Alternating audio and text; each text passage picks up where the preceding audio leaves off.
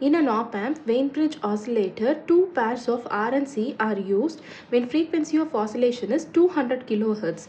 If value of C is 10 picofarad, find R. So இதுக்கு முன்னாடி பார்த்த question மாதிரியே தான் இதையும் வந்து நம்ம சால்வ் பண்ணணும். So frequency of sustained oscillation F is equal to 1 by 2 pi RC. So இதிலிருந்து again R value தான் நம்ம கண்டுபிடிக்கணும், which is equal to 1 divided by 2 pi F into C. So R is equal to 1 divided by 2 pi into frequency நமக்கு என்ன கொடுத்திருக்காங்க அப்படின்னா 200 kilohertz அப்படின்னு கொடுத்திருக்காங்க. So 200 into 10 power 3 into C value நமக்கு 10 picofarad கொடுத்திருக்காங்க. So 10 into 10 power minus 12.